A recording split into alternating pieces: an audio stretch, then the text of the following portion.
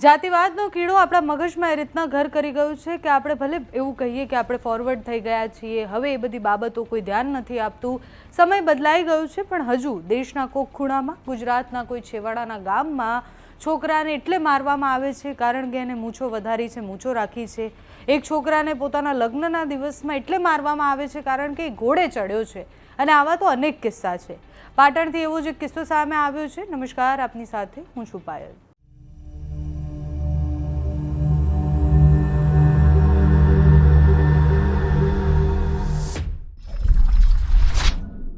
ગુરુવારે સાંજના સમયે ભીલવડ ગામમાં એક પરિવારના દીકરીના લગ્ન હતા.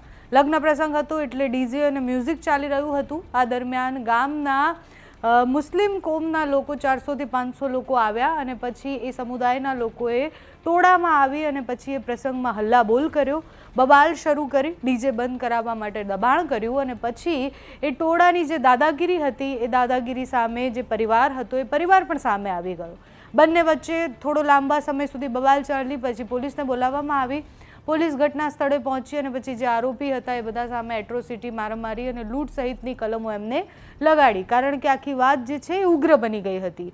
બીજા દિવસે પોલીસ પ્રોટેક્શનમાં વરઘોડા નીકળ્યો અને પછી લગ્ન જે હતા એ પૂર્ણ કરવામાં આવ્યા. પણ પ્રશ્ન એ થાય છે કે આવી કોઈ પહેલી ને છેલ્લી ઘટના નથી. આવું અનેકવાર બનતું હોય છે. ગામડાઓમાં, છેવાડાના ગામમાં હજુ પણ ઘણા બધા સમુદાય અને ઘણા બધા જાતિના લોકો હજુ પણ વેઠી રહ્યા છે, માત્ર એ જાતિમાં એ પેદા થયા છે. એટલે આ ઘટના પછી પોલીસે કાર્યવાહી શરૂ કરી અને પોલીસની કાર્યવાહી બાદ જે પણ લોકો હતા એ બધાને પકડી અને પછી હવે આરોપીના રિકન્સ્ટ્રક્શન થયા. એ જે પરિવાર છે, પરિવારના ઘરે જિગ્નેશ મેવાણી પહોંચ્યા હતા. જિગ્નેશ મેવાણી પરિવારના ઘરે પહોંચ્યા ત્યારે ઘણા બધા સવાલ સરકાર પર પણ કર્યા, સમાજ પર પણ કર્યા. તો જિગ્નેશ મેવાણીએ જે કહ્યું તે સાંભળો. પાટણ જિલ્લાના સરસ્વતી તાલુકાના ભીલવણ ગામે 2-4 દિવસ પૂર્વે દલિત સમાજના લગ્ન પ્રસંગમાં ડીજે વગાડવાના મામલે જે અત્યાચારની, અન્યાયની ઘટના બની, જે હુમલો થયો, એમાં 7-8 લોકોને ગંભીર અને નાની મોટી ઈજાઓ થઈ છે. કોઈનો લગ્ન પ્રસંગ ઉજાડવો, કોઈના લગ્ન પ્રસંગના સાધન સામગ્રી, અનાજને ફેંદી નાખવું, તહેશ નહેશ કરવું, એક ટોળું નાનકડા દલિત મોહલ્લામાં ઘૂસીને હાથમાં હથિયારો સાથે તોડફોડની હિંમત કરે એ કોઈ પણ સંજોગોમાં ચાલે નહીં. આ અયોગ્ય છે. હું ગામના સર્વ સમાજના લોકોને અપીલ કરું છું કે કોમી એકતાનો પ્રયત્ન કરવો જોઈએ, બંધારણ હાથમાં લેવાનો નહીં. આ પ્રકરણમાં દલિત સમાજ ભોગ બનનાર છે. અન્ય સમાજનો કોઈ વ્યક્તિ ક્યારેય ભોગ બનનાર હશે તો પણ જિગ્નેશ મેવાણી હંમેશા તમારી પડખે આવીને ઉભો રહ્યો છે અને ફરીથી ઉભો રહેશે. પોલીસ પ્રશાસને હાલ પૂરતી યોગ્ય કામગીરી કરી છે. કલેક્ટર શ્રી, ડીડીઓ, જિલ્લા પોલીસ વડા બધા સાથે વાત કરવાનો છું. કાયદાનું કામ કરશે. પણ હાલ પૂરતી હું સૌ લોકોને અપીલ કરું છું કે ગામનું વાતાવરણ ઢોળાય નહીં, કોમી એકતા મજબૂત રહે એવો પ્રયત્ન કરવો જોઈએ.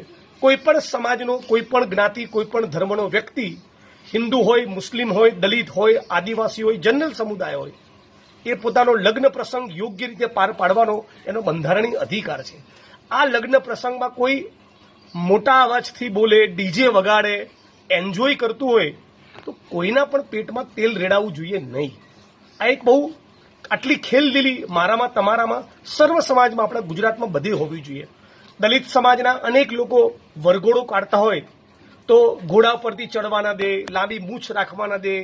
આ ગામમાં જેમ ભીલવણમાં ડીજેથી તકલીફ પડી, આ બધા અસ્પૃશ્યતાના દ્રષ્ટાંતો છે.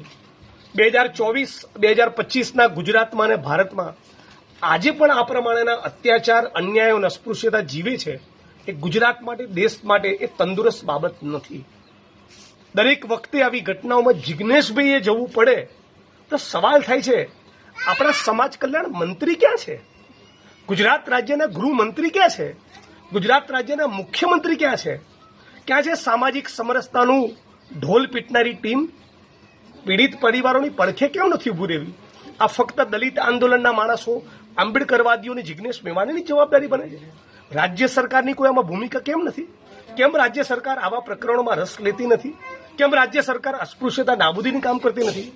હું જેમાં પીડિત પરિવારની પડખે અત્યારે ઉભો છું, એમ રાજ્યના મુખ્યમંત્રી ભૂપેન્દ્રભાઈ પટેલ એ પીડિત પરિવારની પડખે તો નથી ઉભા રહેતા, પણ બેશરમીપૂર્વક રાજકોટના ગોંડલમાં દલિત યુવાનને નગ્ન કરીને જે લોકો માર્યો એના તુલસી વિવાહના લગ્નમાં જાય છે. આરોપીના ઘરે મુખ્યમંત્રી માલવા જાય છે અને હું પીડિતોની પડખે છું. આ ફક્ત જિજ્ઞેશભાઈની જવાબદારી નથી, રાજ્ય સરકારની જવાબદારી છે કે ગુજરાતની કોમી એકતા જળવાય, ગુજરાતમાંથી જાતિવાદનું દૂષણ અને અસ્પૃશ્યતાની નાબૂદી થાય. આપણે બધા સાથે મળીને એ દિશામાં પ્રવૃત્ત થઈએ તો મને લાગે છે કે પક્ષ વિપક્ષ પોલીસ પ્રશાસન બધા એ જે સંવિધાન દિવસની ઉજવણી કરતા છે તો જે સાચા અર્થમાં સાકાર થઈ કહેવાય.